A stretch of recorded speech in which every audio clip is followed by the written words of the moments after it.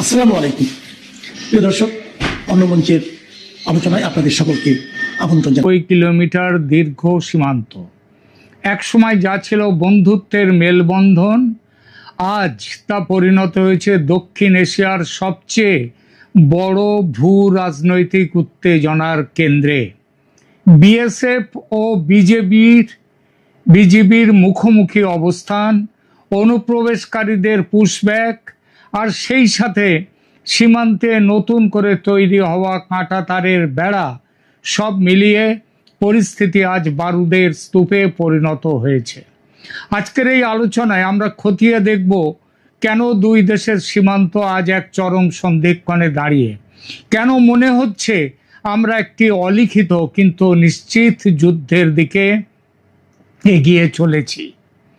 বর্তমান পরিস্থিতির মূলে রয়েছে পুশব্যাক বিতর্ক।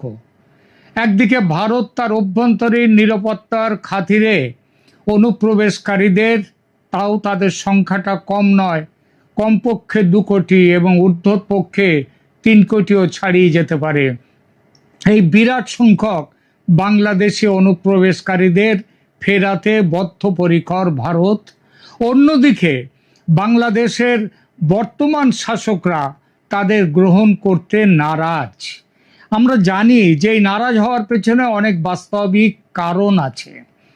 যে দেশ এমনিতেই চরম দারিদ্র্যের মধ্যে রয়েছে, যাদের এই মুহূর্তে সেইভাবে মানুষের খাদ্য, বস্ত্র, বাসস্থানের তেমন করে সুযোগ করে দিতে পারছে না, নানান অসুবিধা রয়েছে তাদের খাদ্যের সব কিছু দিক দিয়ে, তার উপরে 2.5 থেকে 3 কোটি মানুষকে যদি নিতে হয় তাহলে তাদের নানা রকম অসুবিধে, তারা আরও বিপর্যস্ত হয়ে যাবে।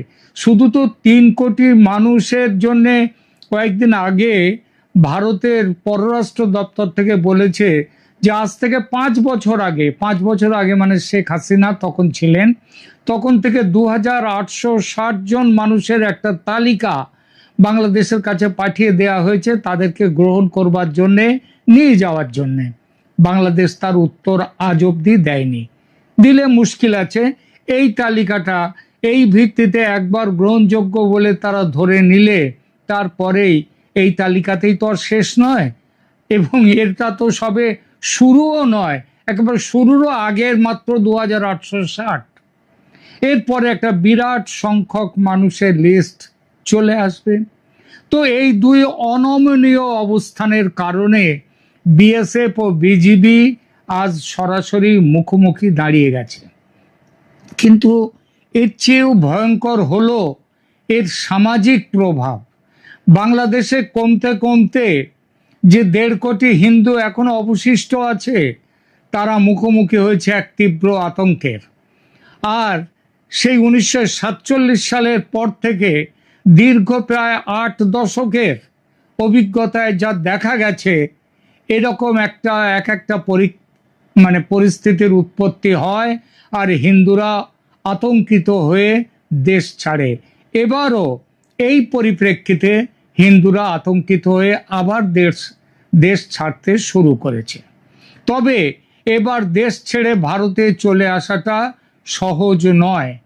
আগে দেশত্যাগ করে আসা হিন্দুরা সীমান্তে বাধা পেত না, এখন পাচ্ছে।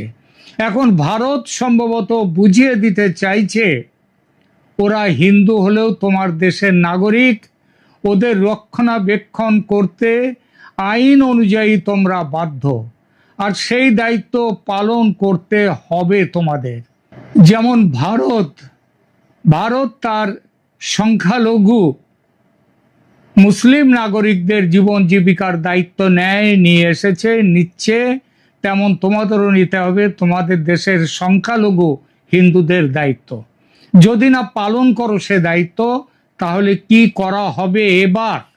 এতদিন সেটা করা হয়নি, সেটাও সম্ভবত ঠিক করেছে এবার ভারত। সেই ঠিক করাটা কি বলবো, তবে এখন নয়, আলোচনার শেষে। যা বলছিলাম, সীমান্তের পশ্চিমবঙ্গ পারে ভিড় জমাচ্ছে অনুপ্রবেশকারী বাংলাদেশিরা দেশে ফিরবে বলে, স্বেচ্ছায় নয়, ভয়ে। বিএসএফ তাদের তুলে দেবে বিজিবির হাতে। কিন্তু বিজিবি, বাংলাদেশ বর্ডার গার্ডস, তারা সহজে নিতে চাইছে না। তাদেরকে, নিজের দেশের মানুষকে তৈরি করছে নানান অজুহাত। আর সীমান্তের বাংলাদেশ পারে অনেক জায়গায়, বিশেষ করে নদিয়ার সীমান্তবর্তী অঞ্চলে ভিড় করে রয়েছে বাংলাদেশের বহু হিন্দু পরিবার। তারা অনুপ্রবেশকারী নয়, স্বদেশে অত্যাচারের ভয়ে, আতঙ্কে ভারতে পালিয়ে আসতে চাইছে। যেমনভাবে 1971-এ পালিয়ে এসেছিল বেশিরভাগ হিন্দু, সঙ্গে সামান্য কিছু মুসলিম। কিন্তু বিএসএফ এবার তাদের আসতে দিচ্ছে না। ভারতে বাংলাদেশি অনুপ্রবেশকারী হটাওয়ের পাল্টা হিসেবে বাংলাদেশি মুসলিম মৌলবাদীরা হুমকি দিচ্ছে সে দেশের হিন্দুদের দেশ ছাড়ার জন্য। এই গোষ্ঠীগুলির হুমকি এবং বিক্ষিপ্ত কিছু আক্রমণের ঘটনা আগুনের স্ফুলিঙ্গের মতো কাজ করছে। এর ফলে মানুষ ভিটে মাটি ছেড়ে ভারতের দিকে চলে আসার জন্য জমায়েত হচ্ছে অনেক জায়গায়। কয়েকদিন আগে একটি ছবিতে দেখলাম নদিয়ার সীমান্তের এক পারে, সেখানটাতে নদী সেখানে ডিমার্কেশন দুদেশের, তার মধ্যে বাংলাদেশ থেকে হিন্দুরা নদীর জলের উপরে দাঁড়িয়ে রয়েছে, তারা ভারতে আসতে চায়। এপারে বিএসএফ কড়া পাহারা দিয়ে রেখে দিয়েছে। ফলে আজকে এই পরিস্থিতি এসে দাঁড়িয়েছে। এবং সীমান্তে এটি শুধু একটি সীমান্ত ইস্যু নয়, পরিকল্পিত ডেমোগ্রাফিক গেম। সংখ্যাটা লক্ষ্য করুন, ভারতে বাংলাদেশি অনুপ্রবেশকারী মুসলিমের সংখ্যা 2 কোটির ওপর, আবার বাংলাদেশের সংখ্যালঘু হিন্দুদের সংখ্যা 1.5 কোটির ওপর। 2001 সালে অটল বিহারী বাজপেয়ী একটা রাস্তা খুঁজতে চেয়েছিলেন, মিডল পাথ। তিনি মাধবগড় বলে একটি কমিটি তৈরি করে দিয়েছিলেন এই সমস্যা দেখার জন্যে। সেই কমিটি একটি অত্যন্ত বাস্তবসম্মত সুপারিশ করেছিল, সেটা হলো অবৈধ বাংলাদেশি অভিবাসীদের ওয়ার্ক পারমিট দিয়ে ভারতে রাখা। কিন্তু আজ সেই আলোচনার পথ বন্ধ। কেন? কারণ বাংলাদেশের বর্তমান প্রশাসনের মূল ভিত্তি হলো তীব্র ভারত বিরোধিতা। মোহাম্মদ ইউনূস চলে গেছেন, মোহাম্মদ তারেক রহমান এসেছেন, কিন্তু ব্যাখ্যা, সেই ভিত্তিটা এক রয়ে গেছে। বাংলাদেশে রাজনীতি করতে গেলে ভারত বিদ্বেষ সেখানকার রাজনৈতিক দলগুলোর খুব বড় মূলধন। এই মূলধন না থাকায় বা ভালোভাবে ব্যবহার না করায় শেখ হাসিনার পতন হয়েছে। আর এই মূলধনের জন্য তারেক রহমান ভারতের বন্ধুত্বের হাত ধরতে চাইছেন না, ফিরিয়ে দিয়েছেন। এখানেই আসে পাকিস্তানের কথা।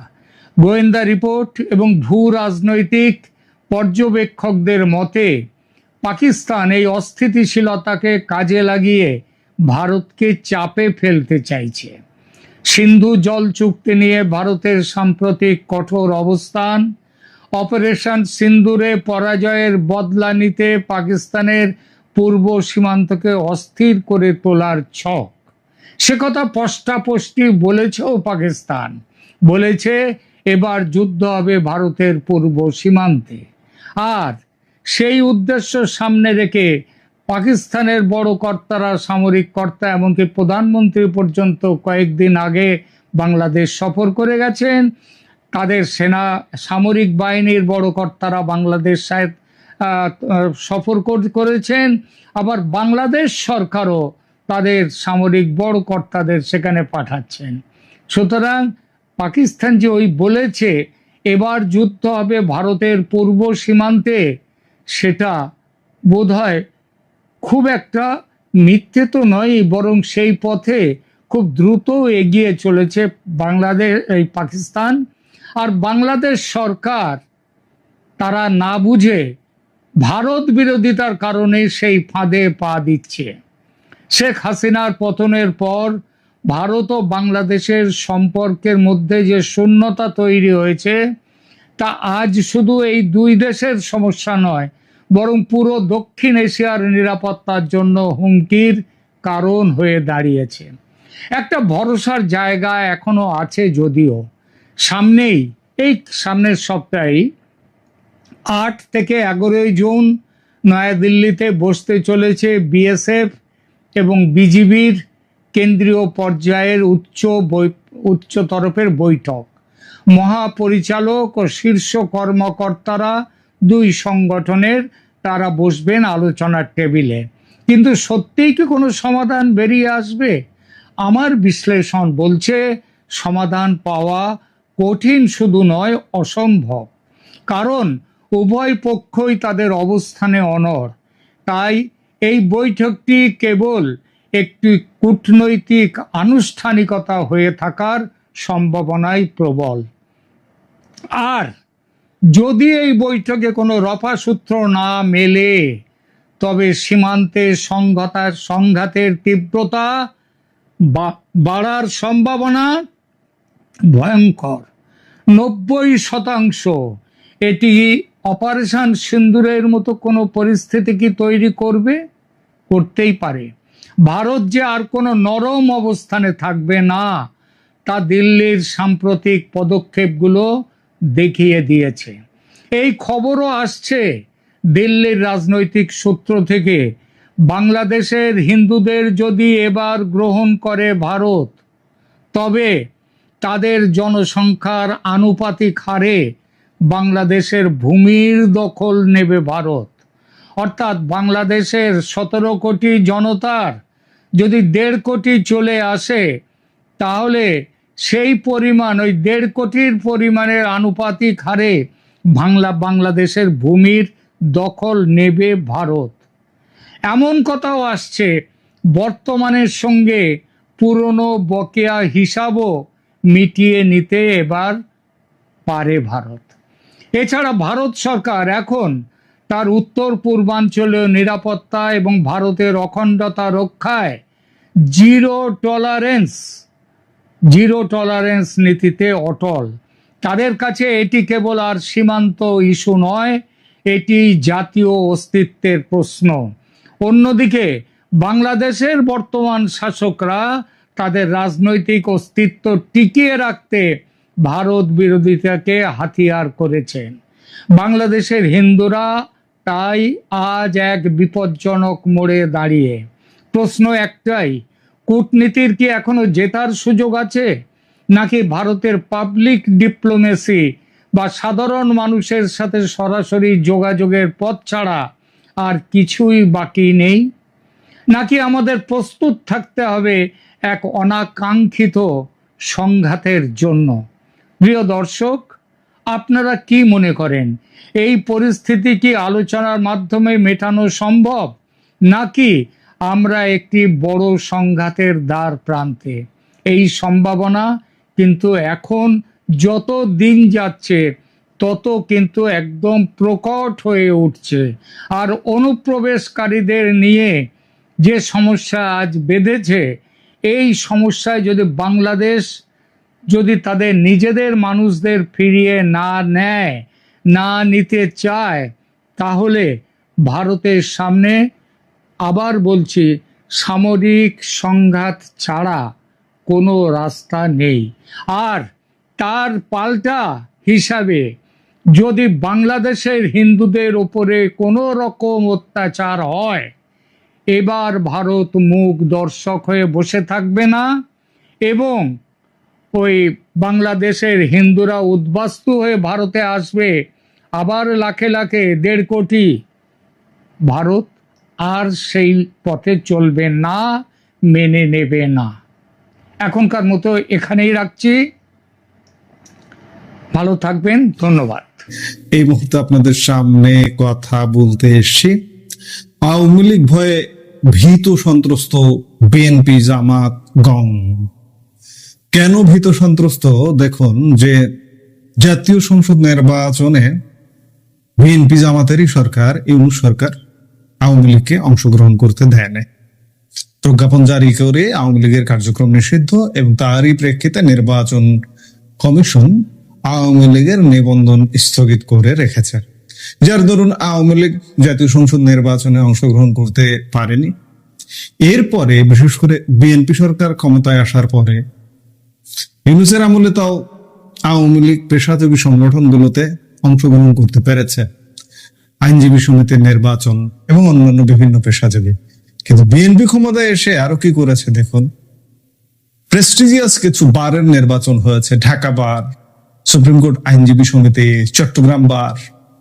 এই বারগুলোতে আওয়ামীপন্থী আইনজীবীদের অংশগ্রহণ একদম যে কোনো ভাবে অংশগ্রহণ করতে দেওয়া হয়নি, তাদের মনোনয়নপত্র বাতিল করে দেওয়া হয়েছে। এখন তারা শুরু করেছে কি, যে আগামী অল্প কিছুদিনের মধ্যে এই সরকার স্থানীয় সরকার নির্বাচনের পরিকল্পনা করছে। কারণ স্থানীয় সরকারের নির্বাচন করতেই হবে, উপায় নেই। কারণ স্থানীয় সরকার বডি পুরো খালি। আওয়ামী লীগ সরকার পতনের পরে সাথে সাথে ইউনূস সরকার প্রজ্ঞাপন জারি করে স্থানীয় সরকারের যত প্রতিনিধি ছিল, সেটি সিটি কর্পোরেশন থেকে শুরু করে পৌরসভা, উপজেলা, ইউনিয়ন পরিষদ সব কলমের খোঁচায় বাতিল করে দিয়েছে। প্রায় 2 বছর যাবত, 2 বছর হতে চলল, আর 2 মাসের মধ্যে 2 বছর হয়ে যাবে। 2 বছর যাবত স্থানীয় সরকারের যে পরিষদ, সেই পরিষদ ফাঁকা রয়েছে। প্রশাসক নিয়োগ করা হয়েছে কোথাও কোথাও। স্বাভাবিকভাবে স্থানীয় সরকার নির্বাচনটি হতেই হবে আগামী কয়েক মাসের মধ্যে, না হলে ইতিমধ্যে স্থানীয় সরকার ব্যবস্থা ভেঙে পড়ার উপক্রম, আরো ভেঙে পড়বে। এখন স্থানীয় সরকার নির্বাচনের আয়োজনের যখন প্রস্তুতি নিচ্ছে নির্বাচন কমিশন, তখন নির্বাচন কমিশন বা ইসি সচিবালয় একটি নতুন প্রস্তাব আনতে যাচ্ছে বা এনেছে। আপনারা আজকের পত্রপত্রিকায় নিশ্চয়ই এটি দেখেছেন। স্থানীয় সরকার নির্বাচনেও আওয়ামী লীগ নেতাকর্মীদের প্রার্থী হওয়ার পদ বন্ধ হচ্ছে, এমনটাই খবরে প্রকাশ। তথাকথিত নিষিদ্ধ ঘোষিত বা কার্যক্রম নিষিদ্ধ থাকা কোন রাজনৈতিক দল বা সংগঠনের নেতাকর্মীরা যাতে নির্বাচনে অংশ নিতে না পারেন, সেজন্য নির্বাচন আচরণ বিধি মালাগুলোতে নতুন বিধি যুক্ত করার উদ্যোগ নেওয়া হয়েছে। প্রস্তাবিত নতুন বিধি অনুযায়ী স্থানীয় সরকারের যে কোনো নির্বাচনে অংশ নিতে হলে সম্ভাব্য প্রার্থীদের একটি বিশেষ অঙ্গীকারনামায় স্বাক্ষর করতে হবে। ইসির তৈরি করা এই অঙ্গীকারনামায় উল্লেখ থাকবে যে প্রার্থীর নিষিদ্ধ বা নিষেধাজ্ঞার আওতাধীন কোনো রাজনৈতিক দল বা সংগঠনের সঙ্গে কোনো ধরনের সম্পৃক্ততা নেই। সংশ্লিষ্ট সূত্রে জানা গেছে, এই অঙ্গীকারনামায় কোনো প্রার্থী ভুল বা মিথ্যা তথ্য দিলে তার বিরুদ্ধে আইনগত ব্যবস্থা নেওয়ার সুযোগ থাকবে ইসির হাতে। যেহেতু সন্ত্রাস বিরোধী আইনের আওতায় আওয়ামী লীগের কার্যক্রম ইতিমধ্যে নিষিদ্ধ করা হয়েছে, তাই এই নতুন বিধি কার্যকর হলে দলটির কোনো পদধারী নেতা বা কর্মী স্থানীয় সরকার নির্বাচনে প্রার্থী হতে পারবেন না। বাহ! অর্থাৎ সংসদ নির্বাচনে আওয়ামী লীগকে অংশ নিতে দেওয়া হলো না। নতুন নির্বাচনের পর বিএনপি সরকার যে ক্ষমতায় এসছে, ক্ষমতায় আসবার পরে আওয়ামী লীগ পেশাজীবী সংগঠনগুলো নির্বাচনে অংশ নিতে যায়, সেখানেও অংশ নিতে দেওয়া হয় না। কয়েকটি বড় নির্বাচন আওয়ামী লীগবিহীন একতরফা ভাবে বিএনপি সব বডিগুলো দখল করেছে। এখন স্থানীয় সরকারেও সেই দখলদারিত্ব কায়েম করতে চাইছে। আহা, কি চমৎকার, কি মজা! মজাটা বের হবে। আমি বারবার বলছি, কয়েকদিন ধরে বিভিন্ন ভিডিওতে আমি বলছি যে বিএনপির আসলেই মজা বের হবে। বিএনপি ক্ষমতায় টিকে আছে কিভাবে? পেছনের দরজা দিয়ে একতরফা নির্বাচনে ক্ষমতায় এসে ক্ষমতায় টিকে আছে সেনাবাহিনী দিয়ে। পুলিশও ইতিমধ্যে বিগড়ে গেছে।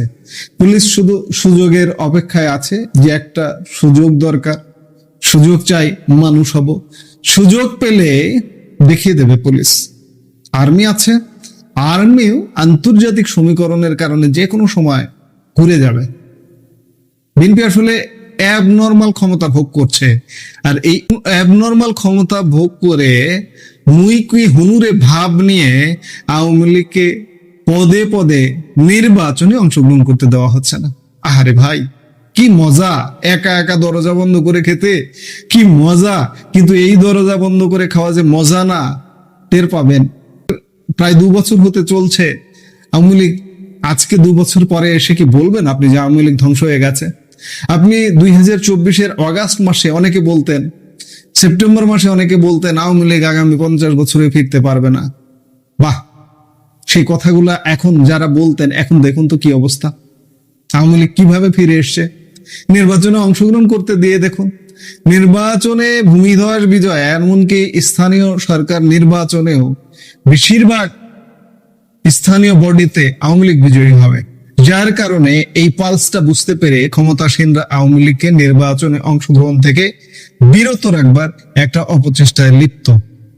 আওয়ামী লীগ আসবে না এখনো অনেকে দিবা স্বপ্ন দেখছেন। যারা দিবা স্বপ্ন দেখছেন তারা আসলে বাস্তব পৃথিবীতে নেই। আওয়ামী লীগ অতীতেও বারবার বাধাপ্রাপ্ত হয়েছে। আমি স্বাধীন বাংলাদেশের আগে যাব না, স্বাধীন বাংলাদেশেই 75-এর আওয়ামী লীগের কি অবস্থা ছিল।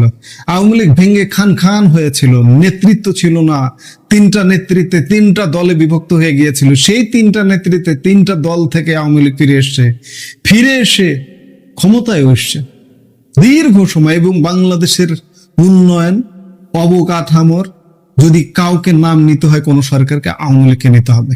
বিশেষ করে গত 16 বছরে যা করেছে। তো সেই আওয়ামী লীগ 75-এর কঠিন সময় থেকে ফিরে এসছে, আজকে 24-এর কঠিন সময় থেকেও ফিরে এসে গেছে। যারা ভাবছেন যে আওয়ামী লীগ আসবে না, কতক্ষণ আপনি আটকিয়ে রাখবেন? যে কোনো দেশের একটি দল বা একটি কনসেপ্ট ফিরে আসতে জনমত একটা বিরাট ভূমিকা পালন করে। আমি বারবার একটা কথা বলি, ডিপ স্টেট বলুন বা অন্যান্য যে পাওয়ার গুলো বলুন, সেনা বাহিনী বলুন বা যাই বলুক না কেন, এরা কিন্তু জনমতের বিরুদ্ধে যায় না। জনমত তৈরি হচ্ছে, দিনকে দিন তৈরি হচ্ছে। এই জনমত যখন তৈরি হচ্ছে, আওয়ামী লীগের আসার পথ সুগম হচ্ছে। আমি বারবার বলছি যে ভাই, আওয়ামী লীগ পতনের পর বিএনপি জামাত আপনারা আওয়ামী লীগের উপর যে অন্যায় অত্যাচার করেছেন, এর তো বদলা আপনাদের পেতে হবে।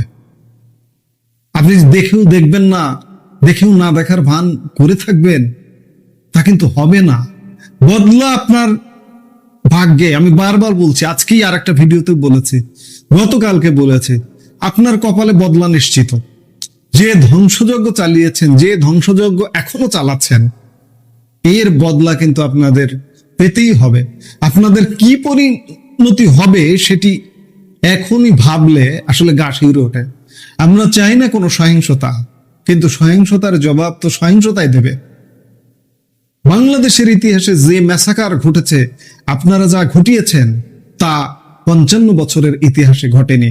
আপনারা মনে করছেন যে আমাদের এই অবস্থা হবে না, আমরা ক্ষমতার বাইরে কখনো যাব না। আওয়ামী লীগ এমনটা ভেবেছিল? 16 বছর দীর্ঘদিন ক্ষমতায় থাকতে থাকতে একটা পর্যায়ে ভেবেছিল যে আমরা আজীবন ক্ষমতায় থাকবো, 41 সাল পর্যন্ত ক্ষমতায় থাকবো। 24-এর 5 আগস্টের 1 মাস আগেও আমরা সাধারণ মানুষকে কল্পনাও করতে পারিনি যে আওয়ামী লীগকে ফেলবে, করবেটাকে, সেই শক্তিটা তো নেই। বিএনপি একটা ভঙ্গুর দল, ঈদের পরের আন্দোলন নিয়ে সারা জীবন থেকেছে। বিএনপি তো আওয়ামী লীগের 16 বছরে পতন করতে পারেনি, তার পতনটা করবে। দেশি বিদেশি ষড়যন্ত্র একজোট হয়ে জামাত, বিশেষ করে জামাতি মেকানিজমে আওয়ামী লীগের পতন হয়েছে। আজকে বিএনপি ক্ষমতায়, পেছনের দরজা দিয়ে ক্ষমতায় এসছে। ক্ষমতা কিন্তু শক্তিশালী নয়, এই ক্ষমতারও পতন হবে। এবং সেই পতন পরবর্তী সময়ে বিএনপির যে করুণ দশা হবে সেটি আসলে ভাবা যায় না। যাই হোক, আওয়ামী লীগকে পদে পদে ঠেকিয়ে দেবার চেষ্টা করা হচ্ছে। বিএনপির লোকজন দিবা স্বপ্ন দেখছে। আমরা যখন এই কথাগুলো বলি যে আওয়ামী লীগ এসছে আবার ক্ষমতায় আসবে, আমাদেরও কমেন্টে 2-1 বিএনপি সমর্থক এসে বলেন যে দিবা স্বপ্ন দেখতেই পারেন। দিবা স্বপ্ন কোনটা? আপনি যেটি বলছেন সেটি সঠিক নয়। কারণ এই দেশে আওয়ামী লীগ থাকবে, এই দেশে বিএনপিও থাকবে, এই দেশে অন্যান্যরাও থাকবে। এটাই হচ্ছে স্বাভাবিক, যদি সঠিক নেতৃত্ব থাকে। আওয়ামী লীগ হারিয়ে যেতে পারতো, কিন্তু হারিয়ে যায়নি। আওয়ামী লীগ মানুষের আসলে শিরা উপশিরায় ঢুকে গেছে, একটা বিশাল জনগোষ্ঠীর। যার কারণে আওয়ামী লীগ হারিয়ে যাবে না, হারিয়ে যায়নি। বিএনপিরও যদি শিরা উপশিরায় থাকে, বিএনপিও হারাবে না, কিন্তু কঠিন করুণ পরিস্থিতির মধ্যে পড়বে। 2009 থেকে 24 সাল পর্যন্ত যে করুণ অবস্থায় ছিল, আগামী দিনে হয়তো বিএনপি আরো করুণ পরিস্থিতিতে পড়বে। যদি নেতৃত্ব ঠিক থাকে তাহলে আবার ফিরে আসবে, না থাকলে হারিয়ে যাবে। এখন সেটি দেখার বিষয় যে আওয়ামী লীগকে যারা বলছেন যে হারিয়ে যাবে, আওয়ামী লীগ আর আসবে না, আওয়ামী লীগ কিভাবে আসবে দেখবেন, অবশ্যই দেখবেন, এই যে নির্বাচনগুলো থেকে যে আওয়ামী লীগকে বিরত রাখার প্রচেষ্টা, এগুলো আসলে ভালো করছেন না। জনমত দিনকে দিন আপনাদের বিপক্ষে যাচ্ছে। জনমত যখন বিপক্ষে যাবে, পুলিশ, আর্মি, বিদেশি শক্তি কেউ আপনাকে রক্ষা করবে না। আপনারা কিন্তু সে পথে হাঁটছেন। বারবার আমরা সতর্ক করে দিচ্ছি, কিন্তু আপনারা শুনছেন না। ক্ষমতায় থাকলে আসলে চোখে কিছু দেখা যায় না, তো যার কারণে আপনারা শুনবেনও না। পতন হলে তখন বুঝতে পারবেন যে হ্যাঁ, পতন হয়ে গেল। আমরা অপেক্ষা করি যে দেখি সামনে আরো কি ঘটছে। এই মুহূর্তের ভিডিও থেকে বিদায় নিতে চাইছি।